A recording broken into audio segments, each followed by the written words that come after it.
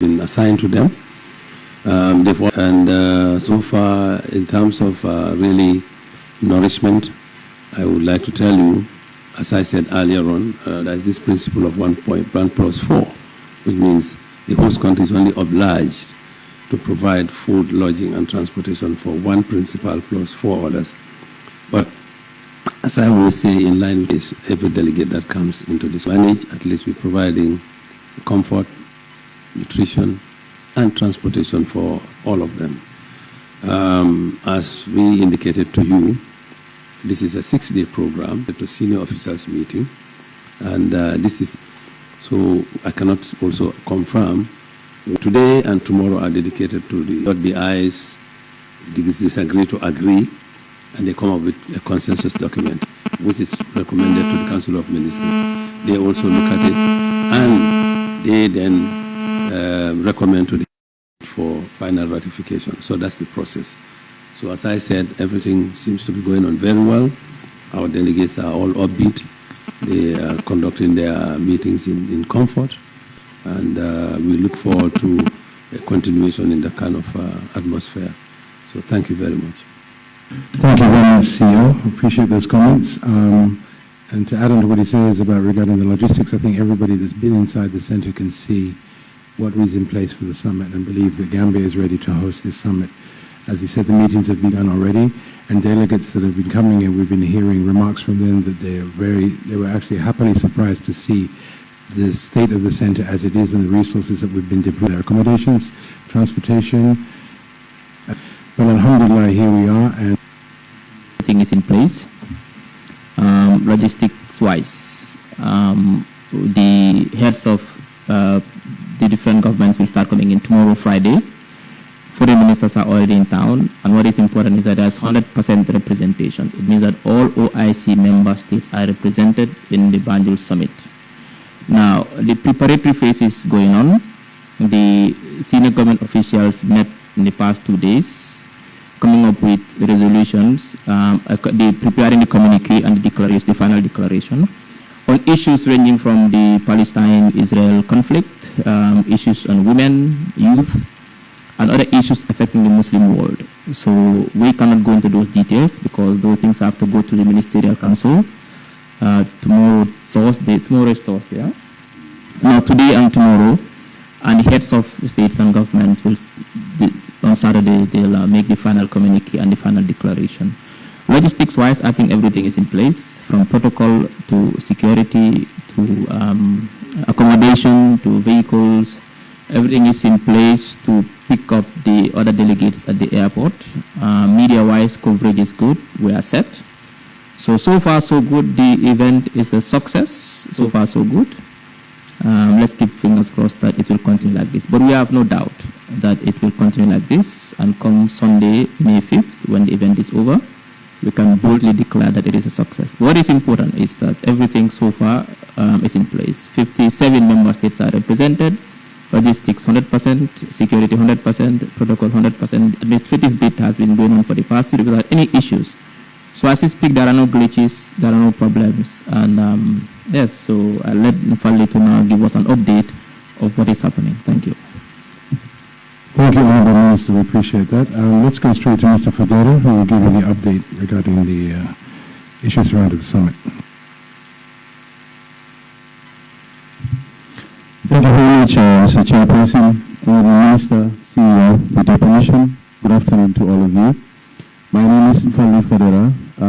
Really, when you have your boss speak, you don't have much to say, and I think the Honourable Minister has also eloquently expressed the sentiment of the Secretariat and the government as a whole. From our point of view, it's been 2 days, but a very successful 2 days indeed. And, you know, a testament to that is the interactions that you have with the delegates, all of them, really.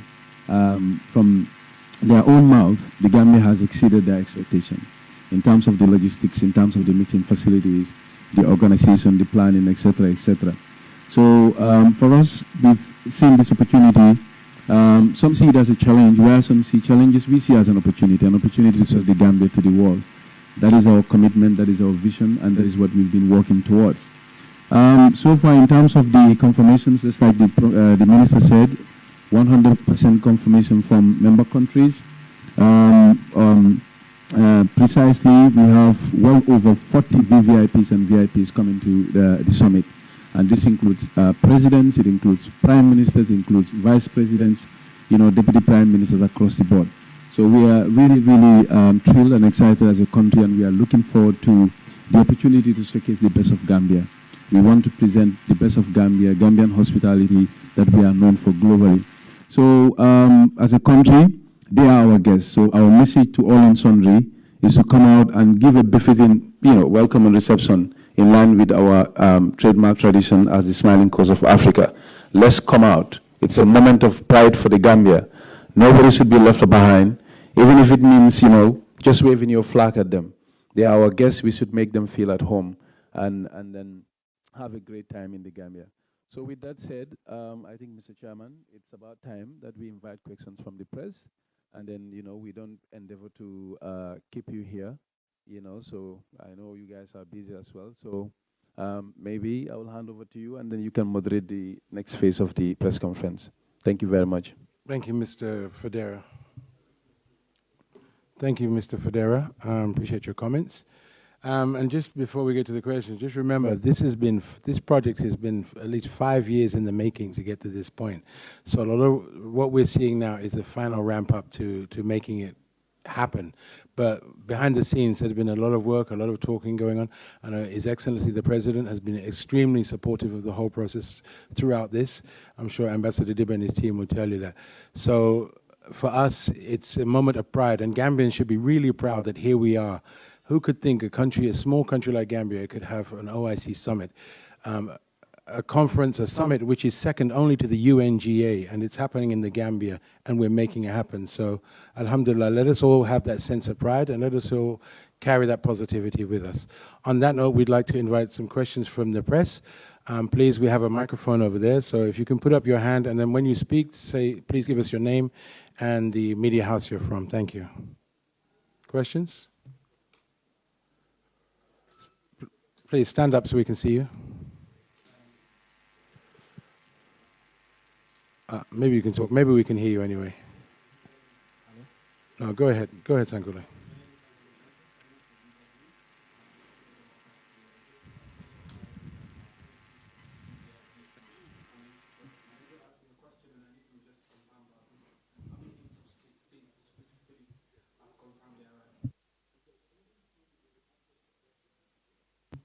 Thank you very much, Sangule.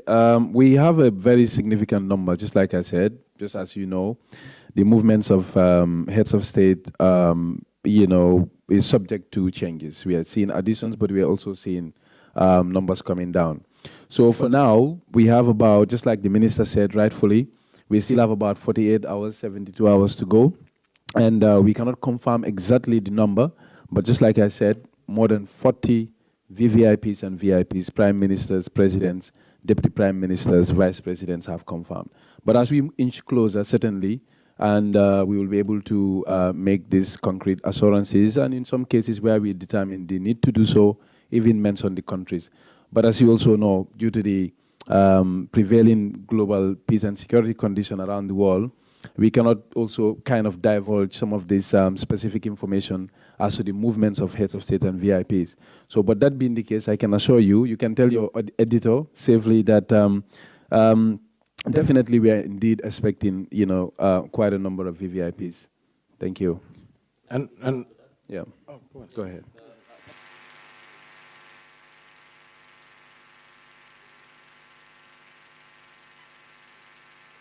Is it on? Can be very fluid. And I think we've learned from that in the past couple of days. In our last press conference, we announced that Erdogan was coming because it was confirmed he was coming.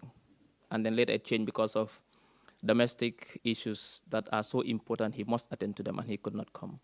What we are trying to avoid is to tell you that X, Y, Z is coming, and then tomorrow something happens and they cannot come.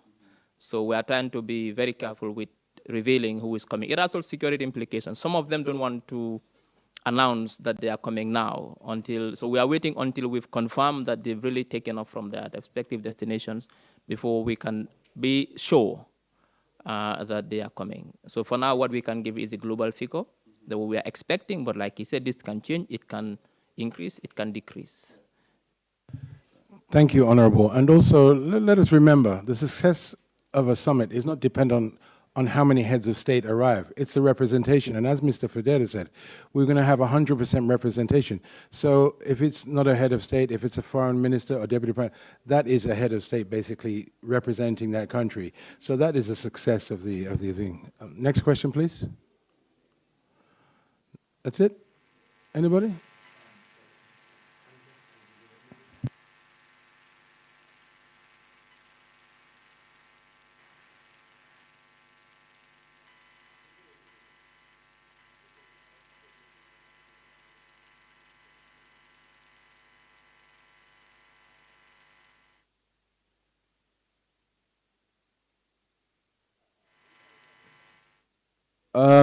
The schedule for bilateral meetings are, for lack of a better word, or just like the name suggests, are bilateral arrangements between two countries. Usually they are held in closed sessions. I'm not sure I understand your question well, but we are not really very much privy to the bilateral arrangements that take place between countries. But I know as far as the sessions are concerned, the preparatory ministerial meetings, as well as the senior official meetings, are out of bounds for the media, except for the opening. So I don't know whether that truly addresses your question, but in terms of the program, we are not able to make that public. But what we can definitely make public, and I'm happy to share it with you, is the program for the summit itself, the work program and the agenda. We can make that available. Then you will be able to know how the day will look like and the lineup of speakers for the summit itself. Yes. Mm-hmm.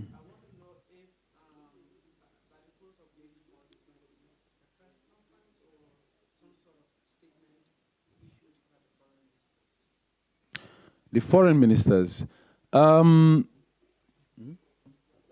Yes. So what happens is the foreign ministers meeting as well as the senior officers meeting are all preparatory. So up until the outcomes are debated and agreed upon at the summit, definitely there will be no press conference officially from the OIC General Secretariat. So there is a press conference scheduled, but it's not happening tomorrow. It is happening on Thursday, on the last day of the event itself, Sunday. So once we confirm the time and the venue, most definitely our proactive media chairperson and his team will definitely communicate that and will facilitate your attendance. May I add on to both of your questions?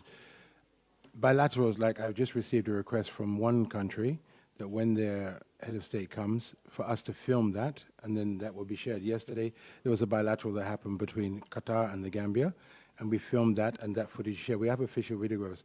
Obviously, it's restricted for outside media to go in there, but official media can. It will not happen all the time, but when it does happen, be rest assured we will share that with the media when we can. Mm-hmm. And going towards you, all like the senior officials meeting, the foreign ministers meeting, all that work is leading up to the plenary on Saturday, as Mr. Federa said.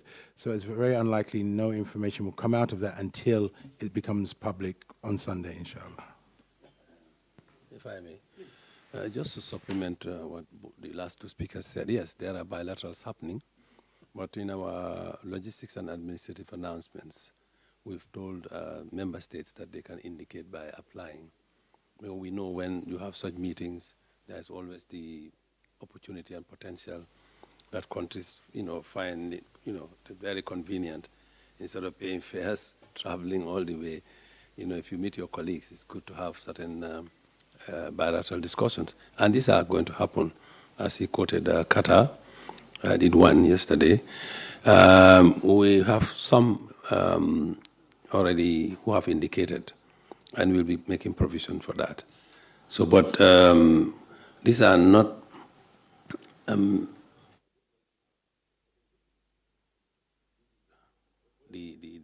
significance that the spotlight should be on the presidents. This is why we have no side events, because it's a summit of heads of state. At the on the fringes they can meet, discuss bilateral issues, but those are, as the name implies, they are bilateral. They are not really summit-oriented, but we have made room for that. And some countries have indicated their willingness to to meet. So, but as and when they prefer, we will let you know, and then you can come in and then talk to them or collect your stories. Yeah. If you have, sorry, just if you have any particular requests to interview any delegation, just make it known to the media chairperson, and they will facilitate internally. If approval is granted, definitely that should not be a problem. Yes. The necessary arrangements. We know already some of you have indicated your desire to talk to some of us, and we are available through mutual arrangements. That should be. Also, before Sankore comes, again, adding on to what CEO said, if any media has requests to interview dignitaries, we cannot accommodate everybody, but we'll do our level best. We'll go all out to do what we can as a media team to assist you in the process. Just one more question from me, sir. Of course, so many people are looking forward to the heads of state meeting on Saturday. I just want to know if it's going to be an opening ceremony wherein they will be making speeches just like the ministerial. Exactly. There will be a lineup of speakers. Mr. Fadera has indicated that he will share this thing. I guess the work program is no longer a secret. We'll be having the usual, opening ceremonies, after which statements will be given, but they come in an order of presidents, heads of governments, ministers, and so on and so forth. Yeah, there will be. And to add on to that, anything happening inside the plenary hall, the opening ceremonies, all of that will be streamed. It will be made available in the media center outside, and also from the official photographers and videographers, so you'll have access to all of that information. Because obviously space is at a premium, and it's limited how many we can take into these places, but we want to make sure that everybody has the content that they need afterwards. Fantasy say OIC in-house media. My question is, it was made mention that a lot of the discussions made cannot be made privy to the public. At the end of the summit, when the heads of states have decided and have their hands on all the conversation, would there be some sort of announcement of agreements made here in Gambia before they leave? Yes, absolutely. There is going to be what is called a Banjul Declaration. And this will be read out to the public. And then I think there's a press conference also where the incoming chair would oblige some to answer some of your questions. Yeah. And also to add on to what CEO said, the Gambia has started taking over chairmanship of various arms of the OIC already, leading up to the one on Saturday when His Excellency takes over that chair. So a lot of the things will be happening. And again, as information comes, we'll share that with you. Any more questions? First, for the next 3 years, the Permanent Secretary, Ministry for Foreign Affairs, becomes the chair of the senior officers of the OIC. And then our foreign minister becomes the chair of the foreign ministers meeting, summit. So the actual summit will be chaired by the president, or high-level meetings, because the summit is every 36 months. Yeah. Mm-hmm. Everybody okay?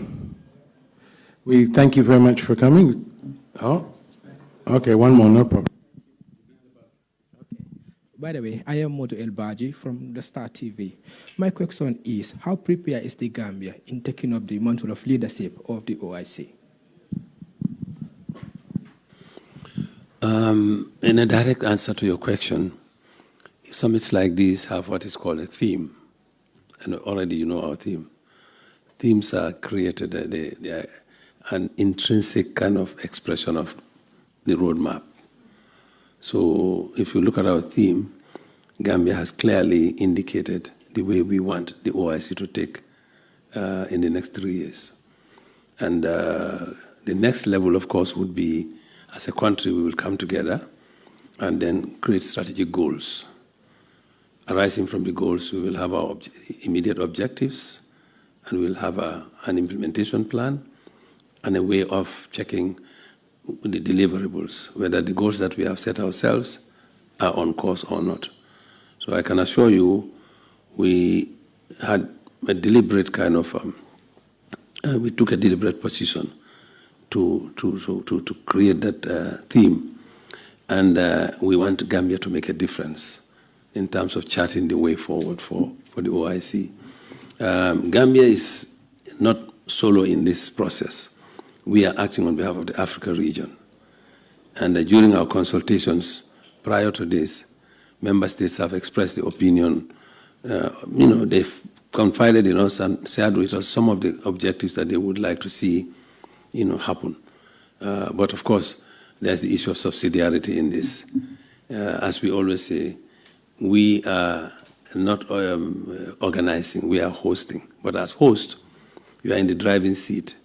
So the rest of the organization will follow you, as far as possible, as long as it is in line with the strategic goals of the organization. You will have the support of member states.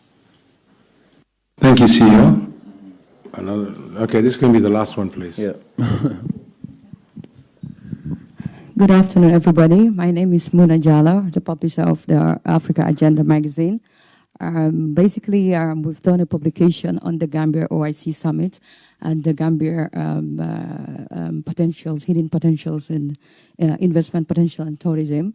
So we've just received the copies, and we decided to allocate 57 copies to OIC so they can give it to the 57 member state and the support to showcase the Gambia in the best positive light. So how do we go about this? Because we've got 2 days to go, and unfortunately, CEO is extremely busy, so we couldn't get hold of him. So yeah, my question is, how do we go about this to give you the 57 copies so you can give it to your member state countries? Thank you very much. I think how it is going to be done, I would leave that to the brand and communication manager. But I just want to seize this opportunity to commend you for that initiative. And it's collective business. That's our country in the best form possible. The whole objective for us is, among others, to make sure we are able to attract inward investment to this country. We come from a very privileged membership organization. Perhaps if you look at the world's resources in terms of financial resources, you will find most of the resources have their origin in the Ummah. So we should not take all the time on political issues. But I believe at the root cause of most of the political issues confronting the Ummah are socio-economic issues. And if we can use our considered in addressing the problems plaguing the Ummah. Thank you. Okay, thank you for your questions. I think time is limited. Coming to see what we have here. People that have maybe have only kind of heard of this country, but they're coming to see what we can actually do here. So let's, all put our best foot forward, as we've been doing, and just keep going and promote it. But I would like to give the last word to Mr. Federa, Head of Brand and Communications, please. Thank you very much, Mr. Listen to Gambia's vision for the next 3 years for the OIC. As a country, we are looking at this as a huge opportunity. It's a moment of great pride and excitement for the Gambia, because just like CEO rightly said, Gambia will be in the chairmanship of the organization, and whenever we need to rise to that occasion and make sure we lead the organization in a responsible manner. But at the same time, we also want to showcase the best version of the Gambia.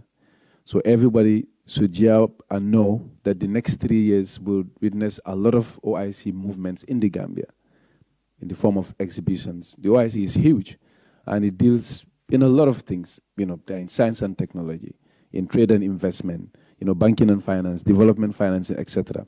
Not be at the backstage of that. So let us all come together, just like the young lady has done, pushing from behind, supporting.